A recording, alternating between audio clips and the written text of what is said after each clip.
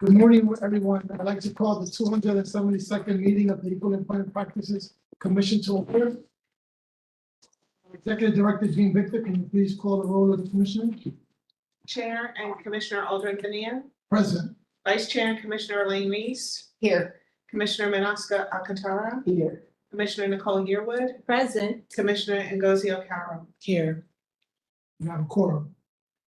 Today's the April 4th, 2024, 10:20. And we are live streaming as well, and of course, the open meeting is going.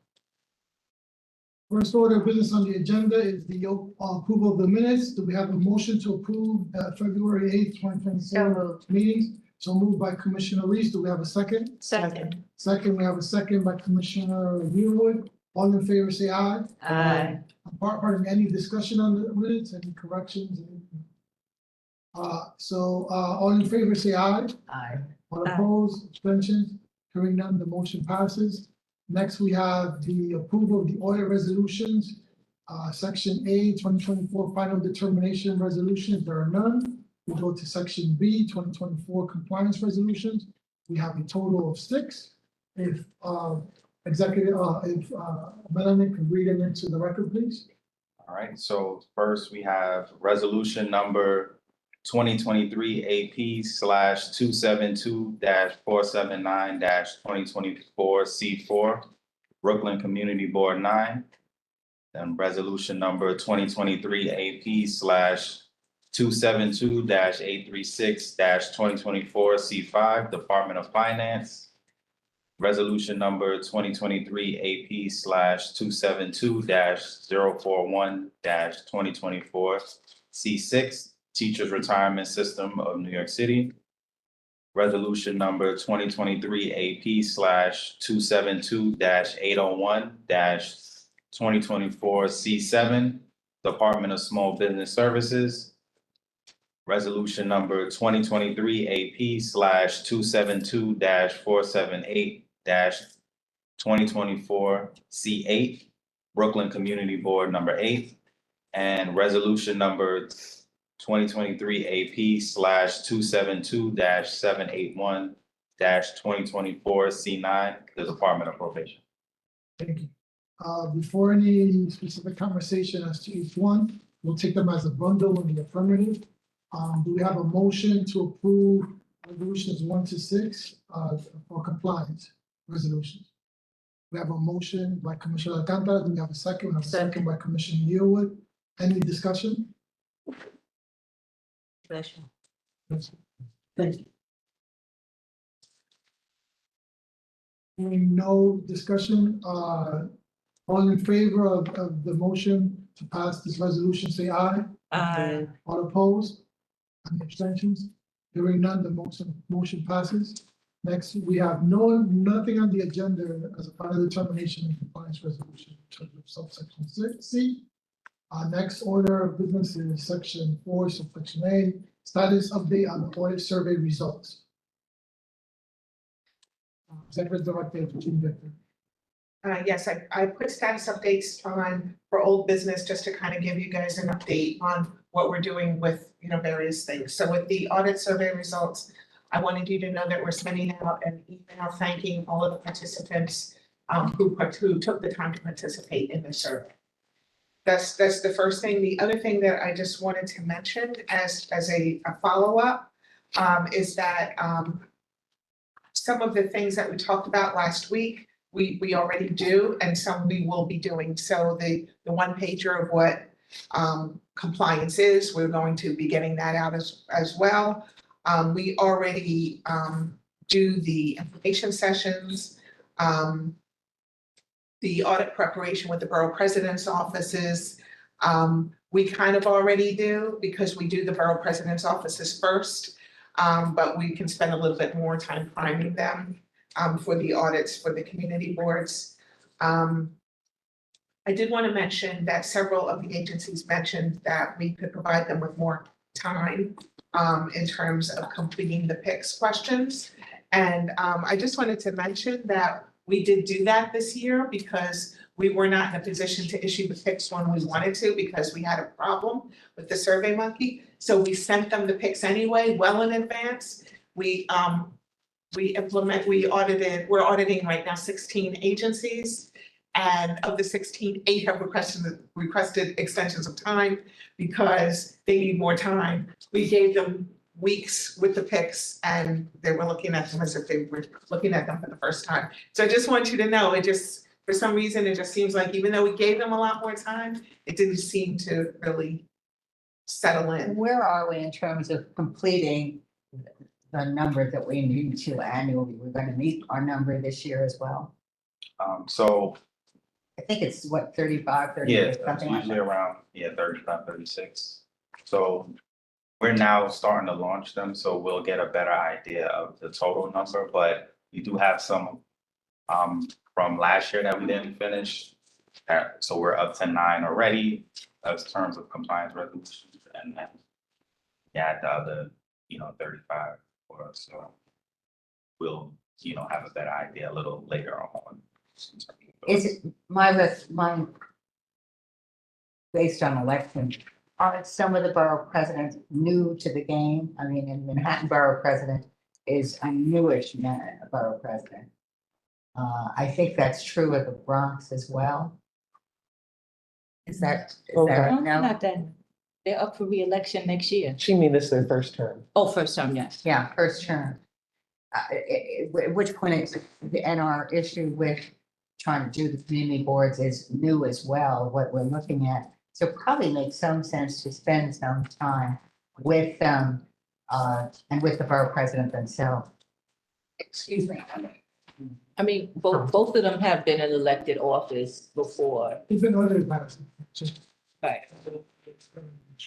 Just a question, I just want to correlate this to the agenda items that I'm looking at. So audit, so what is this connected with? That's gonna be an audit update, It's which like is coming separate, up. it's separate, This is audit update, that's what I thought. Okay, just let me audit update.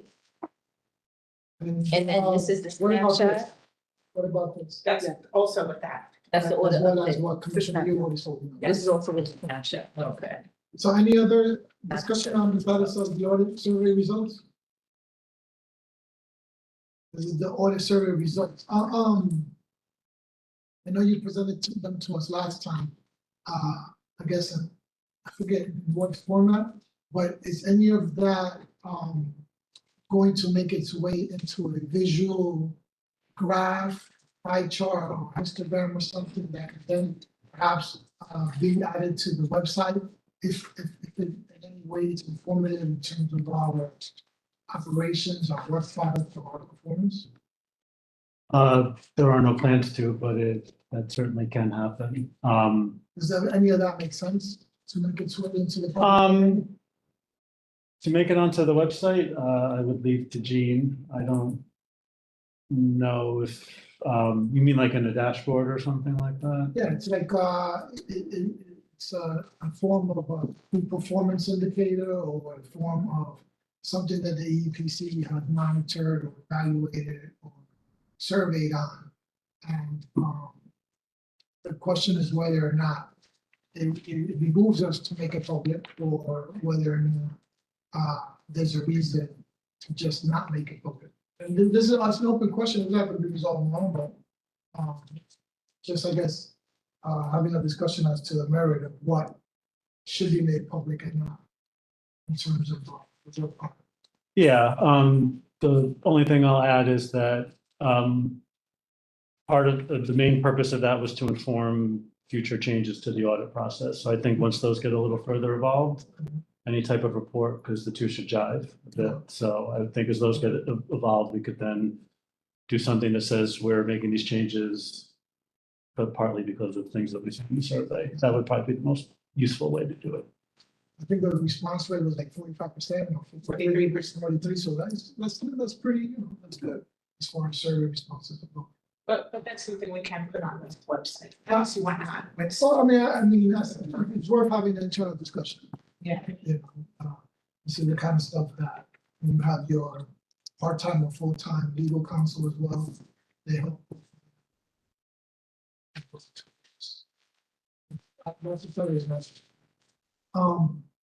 No further conversation on the status update of the audit survey results. Next, we have subsection B, where is the status update of the preliminary budget hearing. It is one of these, No, this document here is the nature letter, yeah, which will be No, discussed in okay. the next section, in section 5. There should be a letter to Natasha Williams. And then it's actually, okay, yes. so this is the one that we're. That's, yes. Can we put attachment numbers and put attachment numbers so we know Yes. for the next? Thank you. So, I put this on, item on the agenda, the, letter to Natasha Williams, just to follow up with the questions that she raised during the preliminary budget hearing, on March 15th. You can also use this as an opportunity to thank her for all her support and, you know, as we move forward in this budget process. Has it letter been sent? No, That's what this is the one. it's a, So you will do the sentence or two, I think, for the support, if you haven't done so already, right? yes, You will do that in the first paragraph? yeah. Commissioner Newland, Commissioner Carl, I know you was listening in remotely. Would you like to, say anything in regards to the budget hearing, the preliminary budget hearing? The response of this letter, in response to, Councilwoman Natasha Williams' concerns, or were there any concerns we might have left out in terms of information that she asked of us? I mean, to me, one of the things that it appears to me that the chair wants more money to come to this agency based on the questions that she was asking, based on the tone and the tenor of the conversation. And so, which is good, right? That means we have a friend. So I think that there should be some reference to, you know, The budget questions. the budget questions, or even a statement like, because we have an opening, she requested us something from us. We don't have to just tell her exactly what she has. We can give more information. And so I think, you know, we could remind her of our, Staff meetings. the staffing needs or whatever it is as relates to the ability for the EEPC to do its work. And there were questions that they had that we, I think, didn't have the data to answer. And so we could also talk about if we had additional people not having to do with the work, but like other questions. So like even when I had my confirmation hearing last week, they were asking questions. It's like, yeah, I don't think we have that data. So they want more data. So we could say, and we recognize that there's additional data that you would like, but we don't have the staff capacity in which if we had additional budget, we could fulfill those types of requests as well. Right, and I would also add to that, because I also had my hearing questions that I responded to.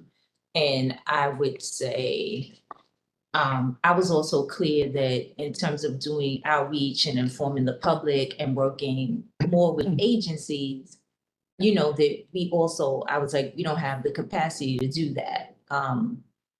And maybe list out,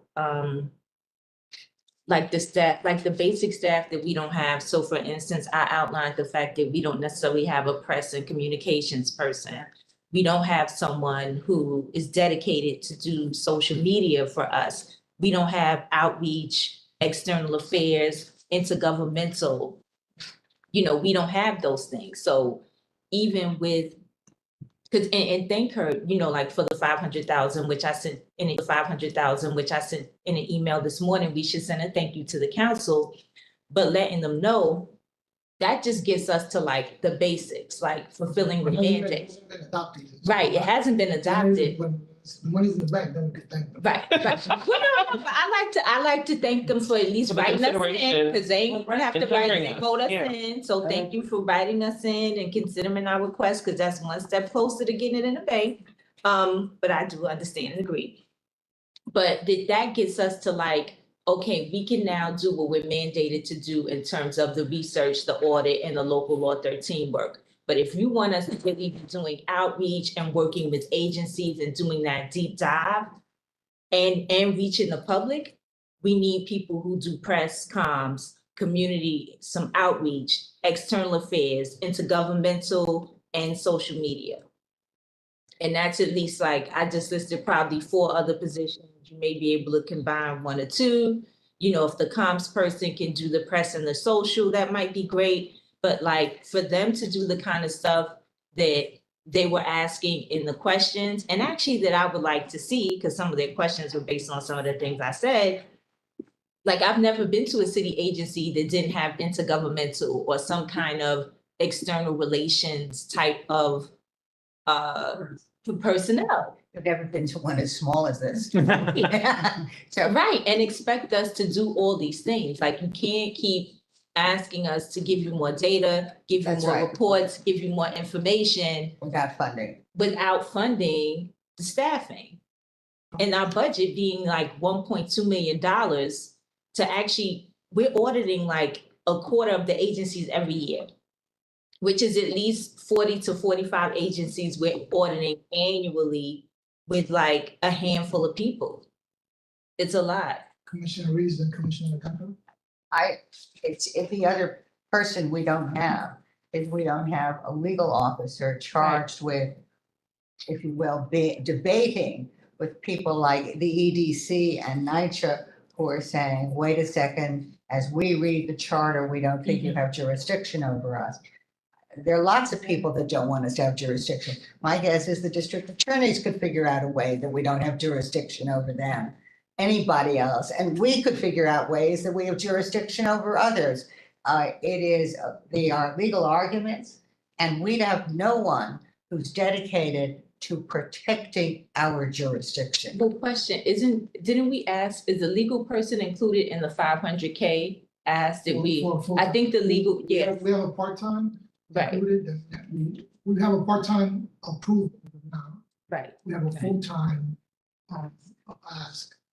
And my hope is that we can keep it half-time. Because I know we mentioned the legal person in the preliminary budget hearing, and I think they were included in the 500,000. But the additional staff people I'm talking about is not even included. It's not even in our org chart to like have these people. And I'm like, how are we functioning? But your lawyer could be your intergovernmental. Well, if you're saying, so the lawyer right now position is part-time. And you're They saying you can't would add that go on to make it. And that's a separate, like agencies have general counsels, and then they have separate people who do intergov. There's no reason why, if we're still an agency and being treated as such, that we don't have these basic like press, comms, intergov, you know, and a legal counsel. We should have a legal counsel. Commissioner? And I want us to advocate for, you know, to remind them of that as they add responsibilities and requests I agree. to our. I agree. I was just under. Yeah. Looked No, at no, the no, for NYCHA sure. letter. Yeah. Commissioner Alcantara? Is it possible that the smaller agencies that do similar work pull money together and have matrix, intergov, matrix, this, matrix, that? Like if we join with the, what is the other agency? The Human Rights Commission. That is another tiny agency. So can them and us pay Well, for they an tiny? intergov that we use? They're a different animal. independently Right, or and I no? think and they're not tiny. They're a different They animal. have like 30 lawyers, It's a great question. but they're not tiny. From what I. They're not tiny? No, they have like 25, don't they have like 25 lawyers? Isn't that what they They have said? like 200 people. They work. Right. But that question is one that when I first started, I had an opportunity to speak to previous commissioners and to the executive director about. And I think what I was told, in terms of precedent, when that opportunity arose, it can be 90 days to get 2010s is that, then, and I would agree with that position, was that the EEPC is a independent non-mayoral entity. Okay. And that, they didn't think at the time, but I agree with it, that it's prudent to have, resource sharing or economies of scale, if we will, on such delicate matters, even with our human resource department in terms of processing our employees, like that could have been delegated to, some other things. From what I understand, that was the position out there. In addition to that, in terms of the asks in the past and the kind of personnel that the EEPC has a vision in its organizational chart, is that the EEPC is more considered, I don't know the right vocabulary, but we're more of a, let me put this, we're less of an external facing agency. For others to kind of really know what we're doing, other than the agencies that we're auditing and the kind of bilateral relationships that we have. So that, it was never really, as I understand, it was never really thought upon for us to really have a social media platform, for us to have press releases, relations, and things of that sort. While I really understand the nominal independent aspect that I was educated upon in terms of the history of the EPC, I think that there are good reasons for why some of the positions Commissioner Yearwood have outlined, maybe 2 out of the 5 that she outlined, would make sense for us to argue in a subsequent budget cycle in terms of when we do reports, having someone kind of with that public relations eye around reports and how to get people to understand what the reports are that they were actually done in the first place. Yeah. And then someone more versed in the intergovernmental affairs aspect of how to put this work on people's radars. Because the city's so big that people don't really, they won't really look at this work. So I think that broadcasting the work we've done and advertising it, and in terms of city agencies that are a little bit comparable to us, I liken our role in terms of being internal, not as much exterior. I find an analogy with the conflict of interest board, whereby they pivoted about 9-12 years ago to not only give agencies,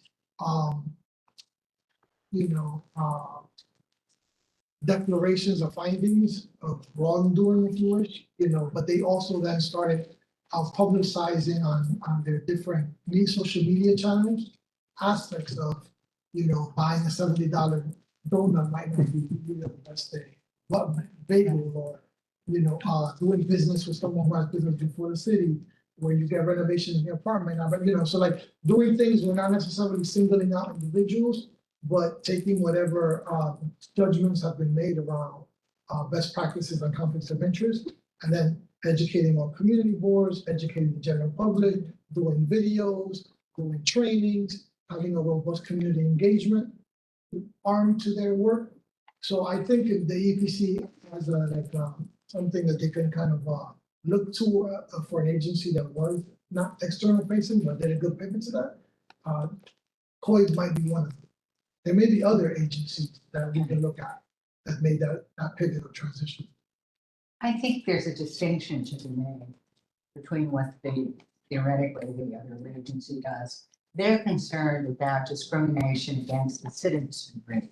We're concerned about discrimination. You're talking about the Commission of Human Rights. Commission of Human Rights. And we're just concerned about city employees being treated fairly, and that's somewhat different. To that extent, we're policemen. Yeah. That's what we are. And we need as policemen to be independent. We need to be beholden to nobody. I do agree, publicizing what we do so that the taxpayer is aware that there is someone internally worrying about fairness and discrimination and promotion is a good thing and something we should be promoting. But it doesn't lend itself in the same manner even as the Conflict of Interest Board, which is looking at corruption. We're not really looking at corruption. We're looking at fairness of treatment. And that's what local law looks at too. It's looking at data showing where there is unfairness, for want of another term, of treatment of individual employees as against what other employees in the worldwide sector would be, where they would be advanced. So that's the other part of the data. So we shouldn't be as small as we are, but I'm not sure we need to be gigantic either, because what we're looking at is a defined. And going to be clear, the city charter mandates not to look at corruption, is to enforce legislation and the laws related to aspects of conflicts of interest, the prevention of it, the training of it, the education of it, as well as the penalties of it once they're violated. Similarly, the way the EEPC is looking at the practices, procedures, and policies. But we have no It penalties. might be in violation of the EEO laws. But then But we would love penalties. We would love to be able to have a penalty for an agency that has violations. That's the ongoing Debate. debate around But then- enforcement powers. can we team up with people that we don't oversee? Well, right. In I was terms gonna of say, risk, I like- don't see things. Creating an MOU where I'm like, okay, when I need an HR specialist for, I don't know, things, can I come to your agency and gather your, I think the HR? closest agency that we could collaborate with, which has proven challenging at times, because all agencies have their own stressors and Yeah. concerns, is DCAS. I don't know if you guys would agree that that's. But we already, So we are like the independent budget office. We interact most with DCAS. That's but our- we oversee it, Well, we have oversight monitoring. Over there? EEO, yeah. over but there. that's what I mean, it has to be one that we don't have any oversight, so There's there's very, no. unless it's a state agency, but Okay. that causes all kinds of. Okay. Commissioner Yewood, you had. Yeah, kind of almost forgot my point. We're like the independent budget office, which is also freestanding. And the way that they get funded is by a percentage of, I think, what goes into the controller's office. If we could only get funded by a percentage, our life would be different. So those are, so in terms of, everything that we're thinking of is pretty much foresight. It's the foresight discussion in terms of our enforcement powers. Yeah. Our subpoena or otherwise, that's in the charter, or that should be revised or cleared up in the charter. There's also longstanding conversations and challenges within this organization around our funding and whether it should be pegged to the budgets similar to the Civilian Complaint Review Board or the Independent Budget Office, Right. to either the controller or some other entity, which as they grow, we grow, without having to go to the regular. We've So that's something we've asked in the past. But what's new here and so we continue to fight in those tranches. But what's new here is this notion that we need personnel outside of the buckets of compliance and monitoring, outside of the buckets of research and data analytics, outside of the bucket of the administrative aspects of our functions, and more in the area of what I would like into as quality communications and outreach. So that's kind of for next year, we're kind of signaling where where we might be going and strategically in that direction. Commissioner Ewell? So what I wanted to add was the fact that I feel like there are things that I'm seeing that like are coming up and overlapping with our work because people don't know the EEPC exists. And so, like, for instance, some of the things with the Racial Justice Commission and like the employment piece, because they look at programming, but I think there was a piece where they also look at employment. So people are thinking that this is not already happening, when it actually, like, there is an entity that looks at this from an employment lens, but they don't know. We're They here. didn't read the charter.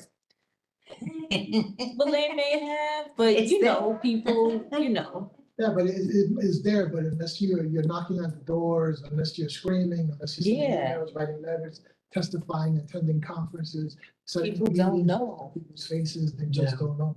They New don't York City, know. but in terms of this agenda item, I just Yeah, want, that's correct. Gene, because, right, this is either, we're asking you to add an additional 15, 20 sentences to the letter, or an additional 3, 4 sentences.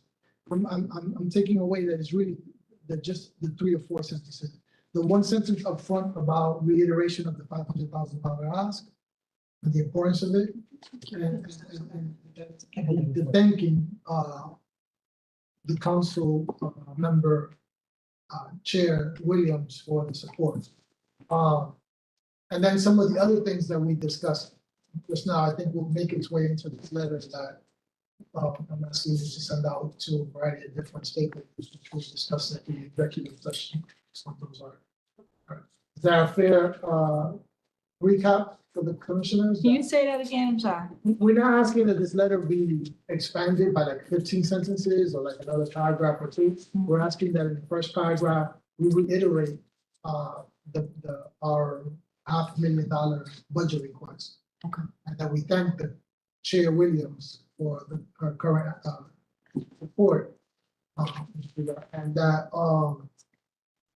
with those edits.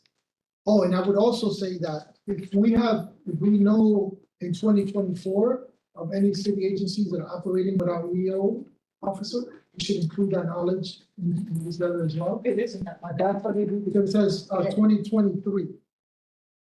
Well, we audited in 2023. Yeah, but if we've had interactions with any agencies in the last 3 months or 4 months that we know that we've had difficulty reaching an EO personnel or office, anyone in this regard, then we could just add it here as well. Just offer it up as a sampling of agencies that don't even know EO, because in a city this large with this many agencies, you know, I expect there's a lot more that don't have it. Yes. Could I repeat what I said, only somewhat differently? Without having legal counsel, we can't really quarrel with NYCHR or EDC, and EDC has We're gonna no discuss EO that. officer, and EDC is, said they don't want to have jurisdiction.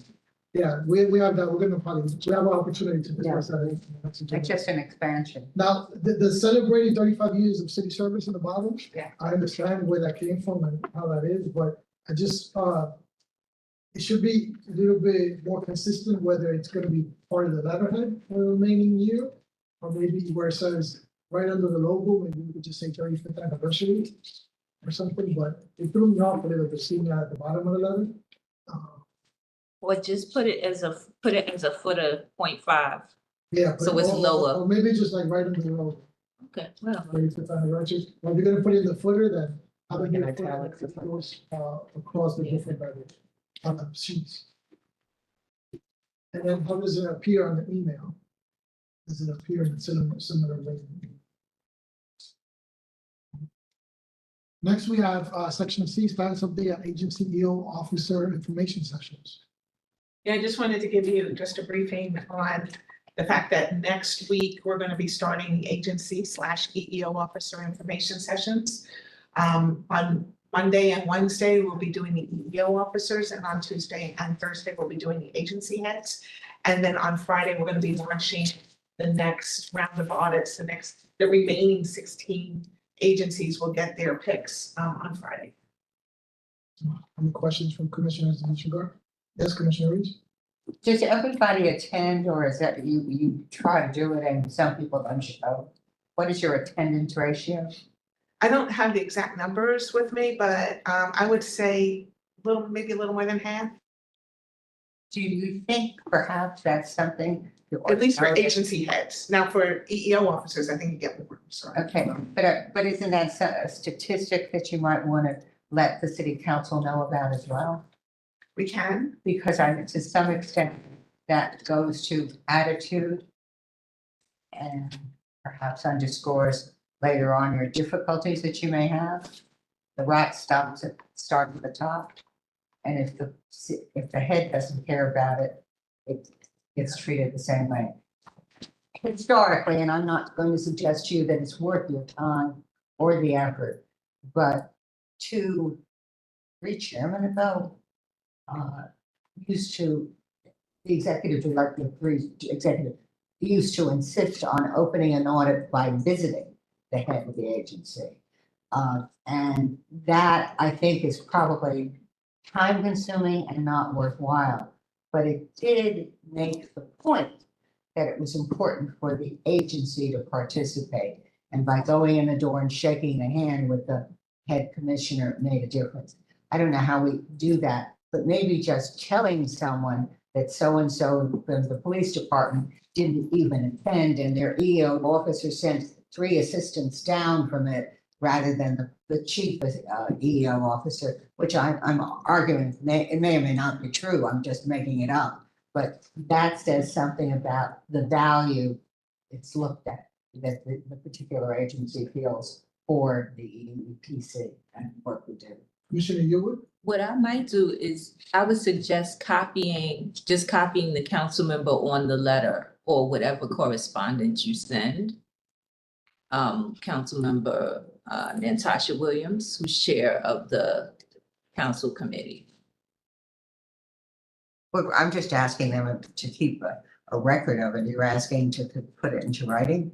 Just to copy them so that they know, they know that what we're doing, like we're inviting them to the sessions.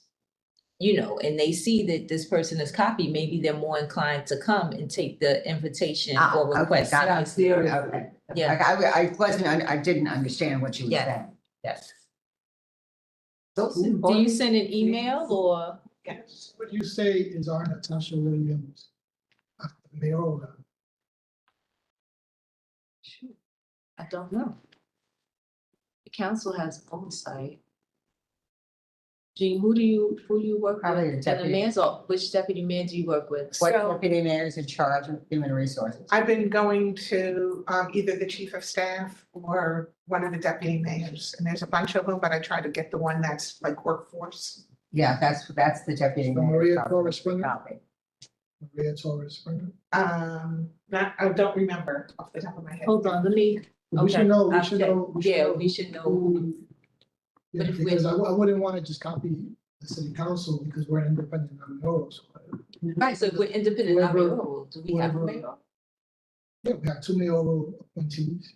He's saying who deals with this. who Right, cares no, about but this that's stuff. what I'm Oh, do we have a mayoral Do- counterpart? Because, Yeah. like city agencies have like it's a clear line of, We should, I just don't know who that person is. Really don't. right, because we're not mayoral. We should appoint one ourselves. We tell the deputy mayor, we're under you now. So it should be the workforce deputy mayor, the person who's in charge of employment. Okay. Or no, the person Well, who, no, the strategic initiative is under Anna. but no, it could be the person who oversees that city agency. So, bless you. Thank you. So the deputy mayor who oversees that agency. So we will be under, like, let's say, Commissioner of Human Rights?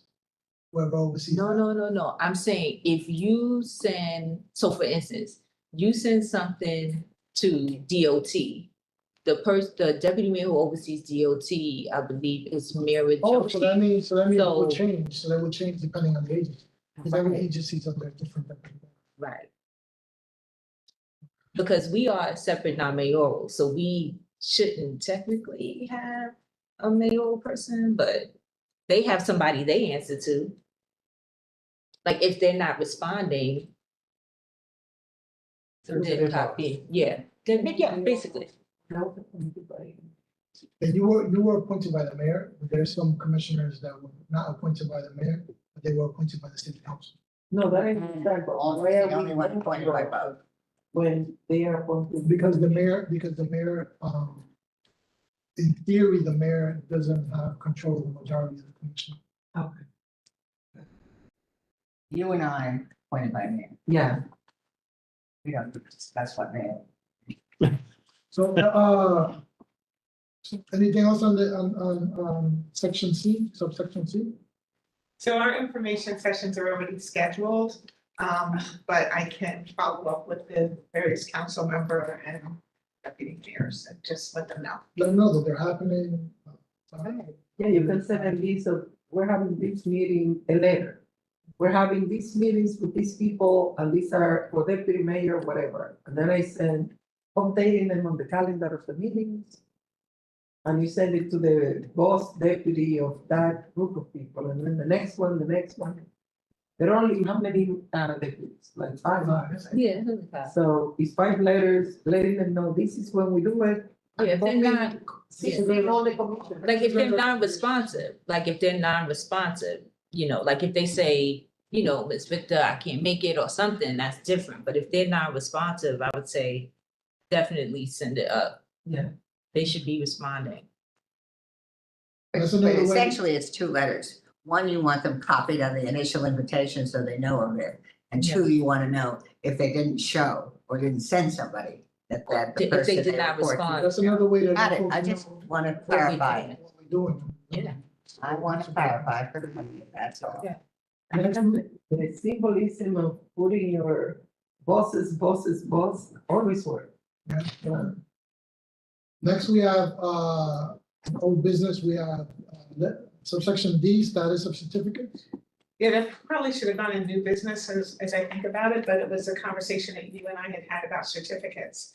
And I just wanted to clarify, one of the things I didn't realize at the time, the chair had mentioned to me that the certificate did not really look professional enough to hang, like we send this, something like this to an agency head, they may not feel that it was professional enough. However, we haven't been sending them that, we've been sending them a photocopy. And that, I think, is the problem. We've been sending them these. So there was a time when we did mail out their certificates, but we haven't been doing so lately. So, but it just kind of opened up a conversation as to what we should be looking at in terms of how our certificate should look. So this is a blank piece of the stock that we use to send out our certificates. And in line with comments from the last meeting, which is probably why it's called business, is that, you know, we should somehow recognize the stars, right? The agencies that really do a great job. They might have 0 corrective actions, or they may correct any corrective actions they have before they go into the compliance monitoring program. So I was thinking perhaps this might be a good time to think about if we give a gold newly designed certificate to our star agencies, and then maybe we have a silver certificate that would go to our agencies that didn't have many corrective actions, or maybe a bronze, maybe a gold, silver, and bronze to our agencies that have many corrective actions. Is that the same as this paper? Yes. Okay. I have a dumb question. A really dumb question. Has anybody ever hung any one of these anywhere? Because my guess is that it just isn't going to get hung anyhow. So among other things, why does it have to be this size? And couldn't it be half that size, which might make it more apt to be placed somewhere? That's a lot of floor space. No, I was just gonna say, in terms of your question, so there were mostly community boards, but we have seen screenshots from many community boards where they do have their certificates posted in their office. So we have seen it in a few other agencies sometimes, but we've mainly seen it with community. Okay. And CUNA does. Okay. Now, the certificate is for completing, what is it that we're providing the certificate for? Compliance. That their program is in compliance. They have no That's what I more mean. corrective So- actions. If you have still a few corrective actions to go through, why are we giving them anything? No, they corrected them before they got the certificate. So. And she talking about the bronze and the silver. Yeah, I'm asking about. Why are we bronze giving them and bronze and silver. silver? Right, so what we're doing on our agenda is we're breaking out those agencies in bucket C and saying they get their final determination and their compliance resolution at the same time. these are our star agencies, right? They've done exemplary work. So why don't we put a blue ribbon on it? Yeah. Put a blue ribbon on top it, of a gold seal on it or or something. and. The thing and is, that, but it's tied to the conversation, how do we elevate EPC's visibility? Yeah. On the work we do. Partly is if every city agency and human institution or at their DEI office or wherever has this hung up. Yeah. Corollary to that is whether we have an electronic individual badge where we make its way on the website as well. For me- It's another possibility, but it's just that's where it started. The folks, at least I heard from two that were like, I'm glad we finally got this certificate complete, you know, people want to hang it up. This doesn't really, this looks like I produced it in my. Print. To me, the way to elevate us personally is when your higher ups bring it up to you. Like, we should be, from my perspective, talking to the deputy mayors, to the council people, because when they meet with the commissioners and say, so do you complete your compliance certificate? Believe me, everybody will do. But we need to be inserted in the, and I'm saying this, I'll give you an example. Last year I did a Transportation for Life suicide prevention summit. And I wanted all the transportation agencies and, you know, begging. Will you join? Will you join? Will you join? And then I had the opportunity to meet the director of operations. And I said, Catherine, do you mind sending, you send an email. She sent an email, 300 agencies signed up, like within a week. And she didn't say anything other than, oh, it will be nice if you guys, but coming from her, we take it as a mandate. And it's like, yeah, it's not a, do you, and then the people who put them will be sending, oh, I can. So I always feel that they are the ones who signal to us what is important to them. So meeting with them often, so they tell, you know, if you're the transportation deputy mayor, telling your transportation people in your meetings with them, where are we with this thing makes a huge impact. Because, you know, you don't want to be, you know, when you go and, in my case, MTA will see they have 1 billion people and they'll be like, yep, we completed that. And I'm like, oh, we did. So who in my agency, that makes a big difference. And that's what, you know, our commissioner was saying that it's like, just CC is such a, like, oops, they're reading this, we need to be on top of it. It's a bit, the symbolistic aspect is significant. Any other points on this topic? Okay. So I mean, to proceed, I personally, I know the commissioners are in agreement. You know, I'm a visual person. I like to see maybe 3 options, right? Of how the certificates may look with the blue ribbon. May or may not have to even be this paper, just, you know, 3 options. 3 options, and then let the commissioners, let us have an opportunity to deliberate. Are printed certificates part of our budget? OTPS? Yes. Yeah, I mean, we would make it part of our budget. It's currently part of our budget, but if we have to make it a bigger share of our budget of OTPS, then we have to do so accordingly. The $500,000 ask that we have is not all PS. There is a certain percentage. Oh, of OTPS. OTPS. Okay. Yeah. I mean, if we could share a breakdown, just because I was like, is this all personnel? Like what, does it include like printing reports? Because I know we can't afford to print reports. It's not itemized in that way, but I know that the intention of the executive director is to deploy the OTPS in accordance with the priorities that the commission set. Gene, what's the illustration that currently is the back? It looks like people. Is there some other way to find? Statue of Liberty. It's the Statue of Liberty. I don't know if you can make it out, but there's Yeah, a giant, Maybe no image, right, is the way to go, so it looks like Yeah. less cluttered. Yeah, maybe there's some way. to Yeah. figure So we that just out. put it- just, like, mull over the option, and you can make a little contest within the office. and see Yeah. what you say, you know. Some other illustration. Right. The EPC. Maybe no I can barely read. Yeah, Maybe no definitely, so illustration at if all. we could Yeah. barely read the EPC, maybe making the Yeah. EPC part more pronounced. Yeah, but making it done a typeface and. Commissioner O'Connell?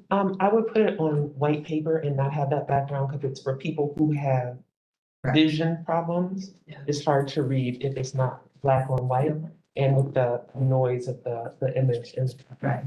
It should be language rather than illustration, unless there's a specific illustration that's necessary. And I like blue ribbons. Me too. Who doesn't? We look forward to seeing those. So I like those. next order of business is new order of business, section A, new EEPC personnel, yay. Can't wait for this one. Tell us. yeah, so we are now at our full complement of 12 head count. Now, for everybody who's concerned, Jean is a magician, Right? right? She does magic. Thank you for the magic. That's what I put in my pre-hearing question. Can you tell us more? Yes. So our last hire, her name is Tanisha Springer. She's an EPO program analyst. She's now working under Menelik. And now Menelik has 4 EPO programs. Okay. We'll hear no further complaints from you. That's it. We've done, she's done your job. Which is like having one until they get their feet, Yeah, they get their bearings, right? 3 months. We're very happy about that. Do we have a part-time general counsel? We've selected someone. I put that in personnel matter. Got it. Next order of business is, a letter that really confused me, but it's, subsection B, jurisdictional question from the New York City Housing Authority. It's the way I read it, they are under our jurisdiction for some things, but not for others. and it's very weird, but I'm not an attorney. I know Commissioner Reese and Commissioner Okaru are both attorneys, but, I'm not sure if we wanna give fulsome treatment to this question now, or wait for the part-time general counsel, or whether the commissioners want to opine on this now. Commissioner Reese? I suggest going to the law department. I suggest going to the law department. They have a council. It used to be one young man was in charge of it. Everybody's younger than I am anyway. But seriously, I would go into the court counsel, who has a better ability to interpret the charter than even someone we hire, since they deal with it all the time.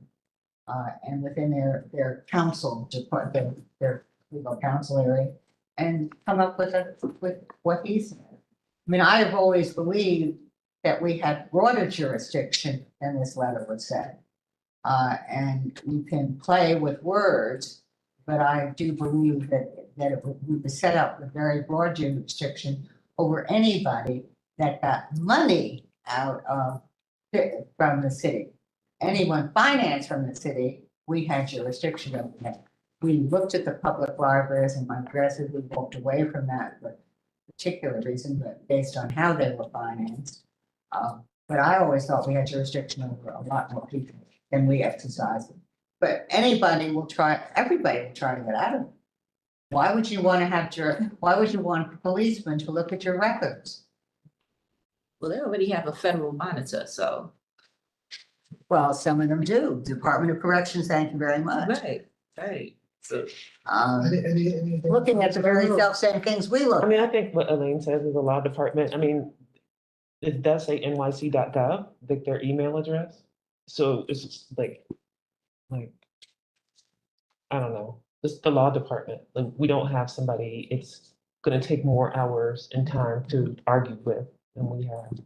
We don't have to, I would go to the law department and because they theoretically deal with this all the time. I'll make an official request to the law But how department. can you be- and I don't know anything about the law. How can you be partially? How can we have partial oversight of authority over them? Because they say that we don't have full oversight. So what is the partial oversight that they Because decided? they have public members that are appointed to, and they're not all to the employees, their argument, but Right. that's the EPC's argument. We Yeah. don't want to lose jurisdiction with either group. Okay. And so where we are, but I can't, I don't have the cases and I can't argue back. I'm sure someone at the law department can help us. Right, this can't be the first time it came up. Yeah. And I started Not the the first history actually. Right, so. Back to at least 2017 that I could find in the file that they have been contesting our jurisdiction. But we do have a letter from the law department on the opinion 1190 that says that they do fall under our jurisdiction. Thank you. So for why that. don't So we send them send that that. back? So send that Send them back. back. Yeah. So just send that letter back and say you're under. Yes. Well, you can, but I'd go to the law department, put them on notice because they'll raise it again and. And when you- No, but we don't someone- I wouldn't go to the law again. department. I wouldn't go to the law department. They already have an Made an opinion. Yeah. They already made a And it statement might on the be- issue. We just send them, thank you for your, and then send back what the law So you can department focus said. individual- This has already been adjudicated or Yeah, whatever, individual new to the position, so they may not Right. have that original, that information. requirement. So just give it to. We don't want to know people. Yeah, we understand your concern. Exactly, right, 'cause it could be different. Yeah, we want that. Right. We want to keep the opinion we have. And it's supposed to be, they're saying that relatively. And you can say, welcome. I have greater confidence in the law department being consistent. Nah. All right, so, okay, cool, that was good. Next we have, Problem solved. section 6 of audit update, subsection A, status 2023-2024 audit plan status update. All right, so I'm gonna start with the sheet that has the audit snapshot for April 4th. So basically, this just gives the overview first of the 6 agencies that achieved compliance at the meeting that that you all voted on earlier. So there were 4 agencies and 2 community boards. Of the 4 agencies, the average number of corrective actions was 9, and the community boards there were 4. And then it also just gives a snapshot of the agencies from the 2023 audit plan that are still in compliance monitoring. Questions? What would the numbers be? Like Yes. 13 over 13? Yeah. What is it? So it shows the number of corrective actions they had during the monitoring period, and then that they fully achieved compliance with all 13. So the Oh. initial number is the amount of corrective actions they had for They compliance completed the monitoring, whole thing. and then they completed the Ah. remaining. If we could just do like a spreadsheet thing, so Yeah. we would know, yeah. Also, well, this next document, And wait, just question B, these are people still under monitoring. section B. Yep. So those are the ones They're that, complete. yeah, they were Complete. completed as of this meeting. Okay. Yeah. And who's still before, agencies before the board, they're still being monitored? No, so those are the Okay. ones as well from this. Okay, Meeting to got the it, got it. Oh, yeah, we just voted on them. Yeah. Got it. So A and B are From good to go, the meeting. C is still going on. Yeah, and Okay. it's still going on. So imagine Thank there's a you. Roman numeral 1 up here and a Roman numeral 2. Thank you. This is section B, these people. A and B. A and B B is are the- section B yeah. of the agenda. Yeah. Okay. And then C are the ones that Are still Are around. are still outstanding, Yes, and the other ones. yeah, so we have 2 agencies still for compliance monitoring, Okay, and the numbers down here are. It shows the amount of corrective actions they had at the preliminary stage, the final stage, and then, can we have a legend, yes. so we're able to read it without, and then can we, if okay, keep the same convention? Because I thought this was the date. Okay, 3 and then Like, 2. Yeah, the 422. Like and similar to what Commissioner Yu was saying in terms of like maybe. Yeah, with headers. Yeah. And community boards is just the administrative staff, it does not include people sitting on Yes. the board. Correct. No, it's 5 or 6 people. I thought it was everybody. No. Okay. Does not include does not include the citizen members who sit on the board. Okay. It only includes the administration. But when we did the sexual harassment, We went, we went to the citizens. we went to the members. We want to go to the city. We haven't done that. Oh, we haven't did it? Okay, That's been our discussion okay, and what we think needs to happen. But okay. they are volunteers, they're not paid. So they don't have to if they don't want to. That's part of our problem. Okay, So we had that conversation. So most prevalent corrective actions For the community. for the community Yeah. boards, okay, The surrounding training. got it. and this is for community boards only? And Yeah, then what in that about, section.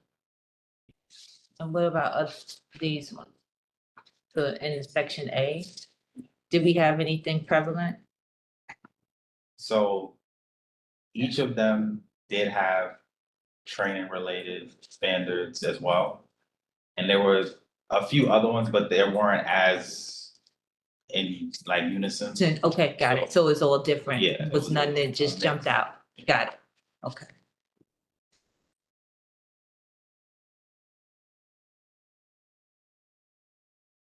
Any other questions about the Snapchat? Thank you. Okay. Just a comment.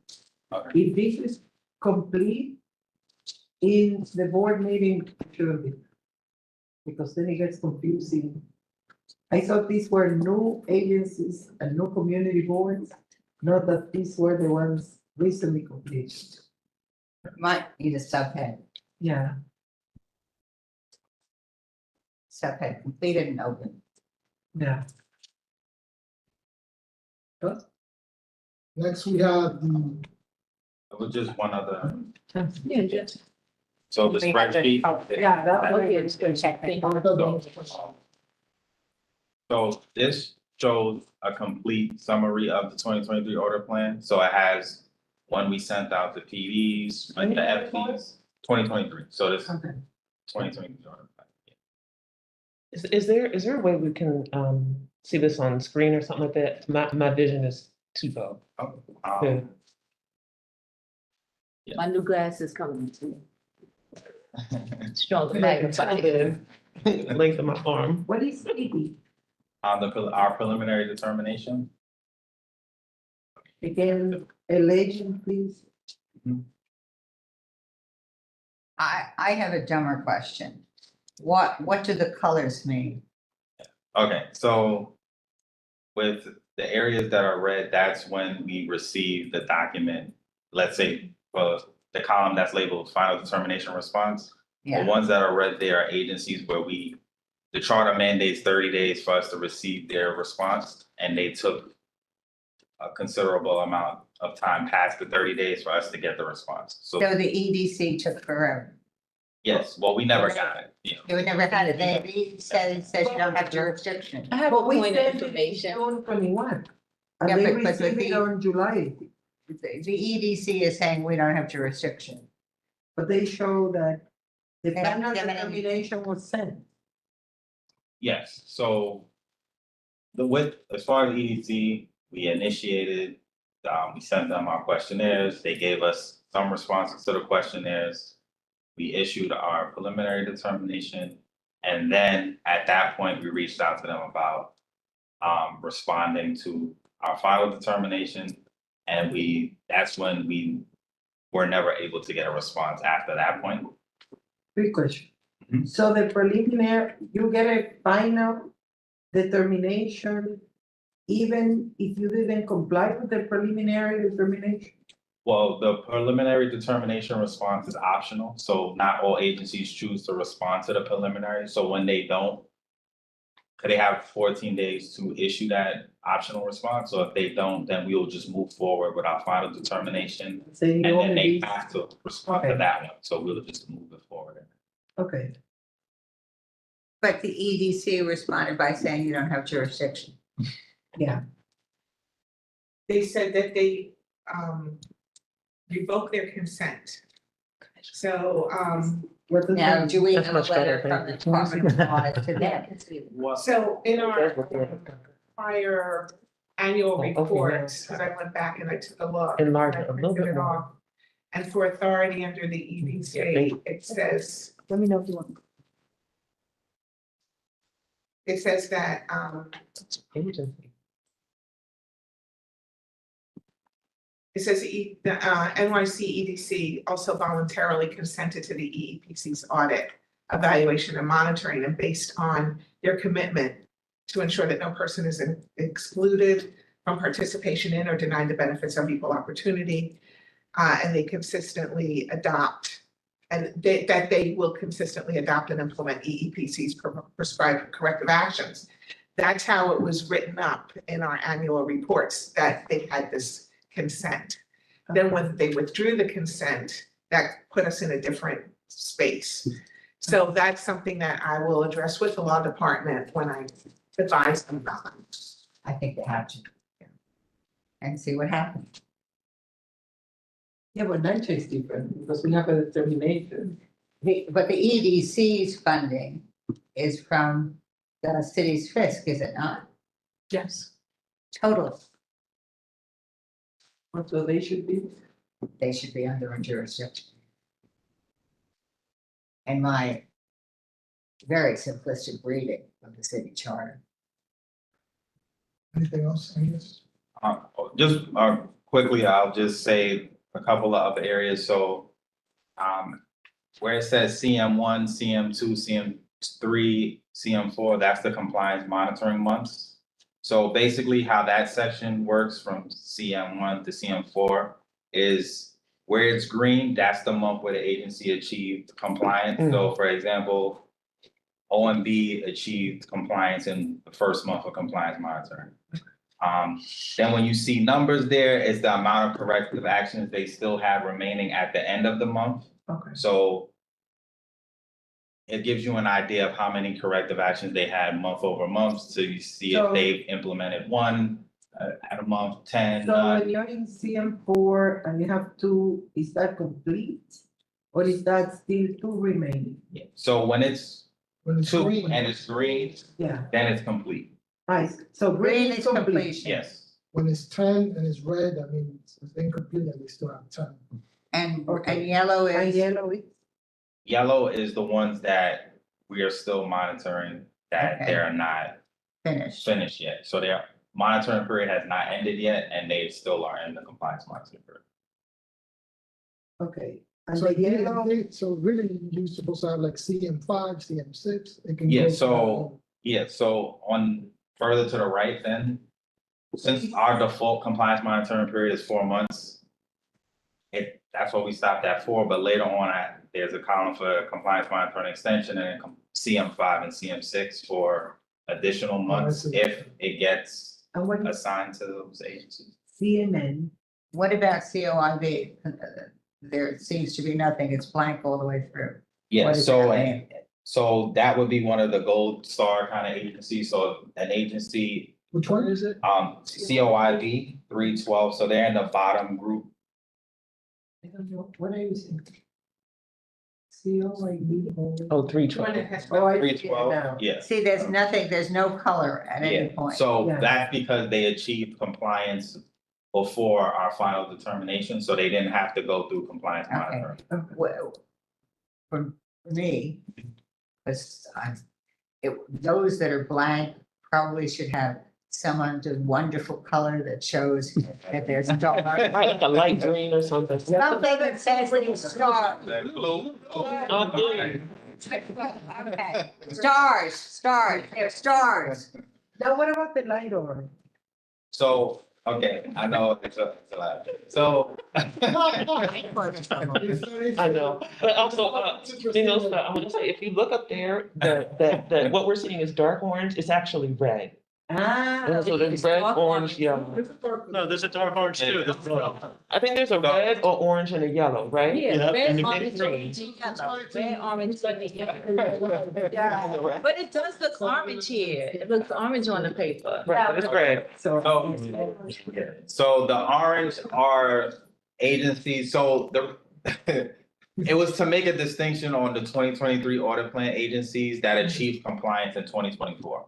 So the ones that are in, so if you see where it says compliance number and then compliance meeting number, the ones that are highlighted yellow and orange are all ones that have achieved compliance in 2024. The ones that are yellow were from a prior meeting, the ones that are, yellow are from this current meeting that you all are voting on. The ones that are orange were from last meeting, so they're still in 2024, just to make a distinction that these are the agencies from the 2023 audit plan that achieved compliance in 2020. Okay. Can you, And then Yeah. CMS is compliance, CMS, Yes, well, compliance monitoring. can you, not using COIN, because you already explained that, Mhm. can you walk me through the narrative, like in words? Can you tell me the story of one that's not that good, or not good at all, and one that's good, not including COIN? Can you just walk me across like how I should read this, like as a story? what is Okay. called? COIN is the COIB COIB. that didn't have anything. Okay. So can you pick one and then just tell me what? So I'll pick OMB, which is the second one from the top, I'm looking at it. right? So basically how you will see is that I'm leaving it. initially where it has PD sent, we sent them our preliminary determination in August. And then they submitted a response to our PD at the end of August. They had 7 corrective actions in their PD, I see that. right? Then when we sent the FD, we sent it in September. Got it. Then they only had 1 corrective action left. So between the They fixed it. PD and FD, they fixed 6, Mhm. right? So they still had 1 remaining, so they were assigned a compliance monitoring period of October to January. They submitted their mandated response to our final determination in October. And they still had 1 corrective action after that response, which then they shortly implemented within the first month of compliance monitoring, which is why they have the one at CM1 and it's free. And then the date where they completed compliance, so whenever the last corrective action they had was considered implemented, was October 3rd. And then they get a compliance number based on what order they achieved compliance for that year. And then it has whatever meeting number their compliance resolution was voted on. And then past that is just if there are extensions or if there are additional months required for them to achieve compliance. So we'll note if there's an extension and then if it was So if you go 5th month, to, 6th month. you don't mind going to DOP? Go Yeah. down, Yeah, so I can go to DOP. So Can you tell us that story? So with DOP, right, so they were sent our preliminary determination in October. They chose not to respond to the optional to the PD as an optional response. They had 10 corrective actions at the preliminary determination stage. They received our final determination October 19th. There were still 10 corrective actions. So they were assigned a compliance monitoring period of November to February. They submitted their final determination response, but they still had 10 corrective actions. So as you see with CM1, CM2, CM3, so compliance monitoring month 1, 2, 3, and 4, they still had 10 corrective actions throughout the compliance monitoring period. But then toward the last month, and a little bit over, then they were able to implement all 10 corrective actions and make it onto a meeting. but they have the CM5 then.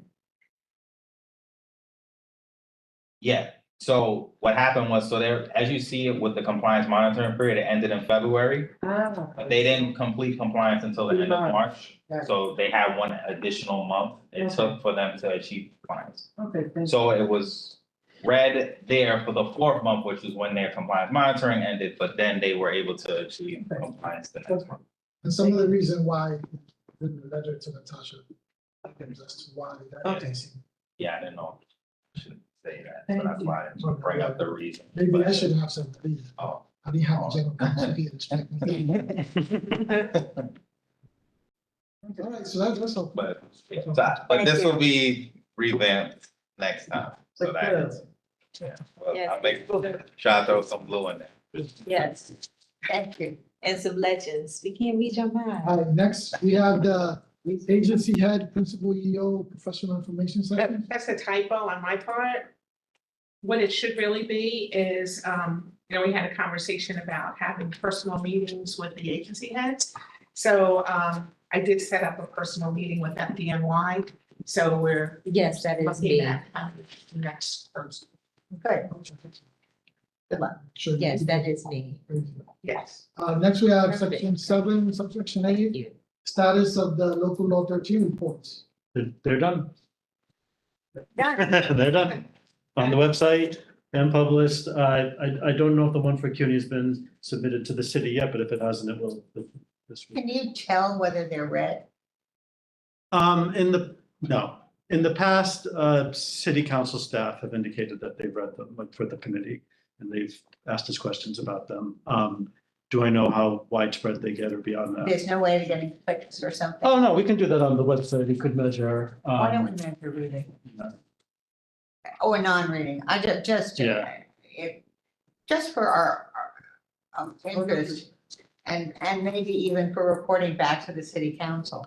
Because maybe it's something they should make more public noise about. I actually don't know the extent to which we can do that on the website, but I assume that we can because on any other website, you can tell who's been to where, yeah, On that. but yeah. But I can't tell you if they've looked at the reports. I can tell you if they click into the website. That's all right. Yeah. That's it, you can't tell what pages they go I to, don't or- think so, but I will. No, they. Why don't we find out? Normally, You might be able how many seconds the page was open. So normally if it is 2 seconds, they didn't read, but if it is a few more, they Like might. 5 minutes. No, not so much 5 minutes. Some people just go in to print it, and it may take longer. Or download. Yeah. One thing I'll say is that I think most of the people that read this are getting this forwarded to them from the people that we send it to. So I agree, we should look at the website and see if anybody's clicking on it. But as we are primarily an internal agency, and this is mostly like dealing with the mayoral agencies, we send it to the relevant parties at the mayor's office and then they throw it out into the world. So I don't know how accurate it'll be, but we should still know. I agree. One of the other pieces of it, which is sort of interesting, and I'm reading from there, it might be interesting to provide it to some of the, in our mailing, just to provide it to some of the universities with the people who are pursuing labor issues. Some of the professors, just a mailing from us going to wanting to get further knowledge of who we are. And that might get you some more reading or some more commentary on how it's produced. Super. Next, we have research update B, subsection B, symposium update. So I can take that one. We've engaged a consultant, Beverly Tarulli from NYU.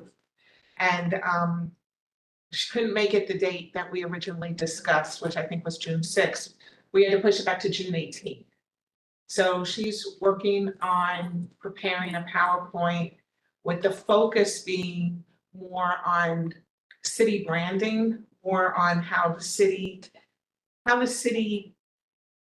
takes care of its people when it brings them on. How are we as the city valuing the people that we are trying to get on board? So that kind of corresponds with, underutilization in the sense that we're trying to get more women, more people of color into the city, into city government, particularly into certain job groups. And, are we paying attention at, what the city, how the city presents itself to these groups? Or are we meeting their needs? So that would be a focus. It would just be that one speaker. No, and then we'll have our internal speakers as well. Next, any questions, from commissioners? Next, we have subsection C, the city agency pilot program. So the interviews are done, probably. We ended up speaking to 35 people, which is not as many as we wanted, but It's a lot. it's a lot. I was trying to get more in the 40 to 50 range, but it's a decent number of people, and they were very rich, the ones that we did do, very, very rich. And then we launched an agency climate survey that has been up for a little over 2 weeks now, and will be up for at least 2 more. So we're getting responses in for that and have not done any analysis yet, but the survey is launched. So between those 2 things and just the background work and such, we'll start preparing reports and findings in late spring, early summer. 35 is a good number, especially if they're rich interviews. Any questions? Well, all right. Next, do we have a motion to adjourn public session for the purposes of going into executive session to discuss personnel matters and other. So moved.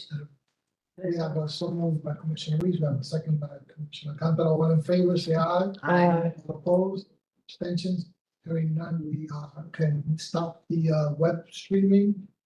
I hadn't Part of noticed the how meeting. your bracelets match your scarves. Thank you.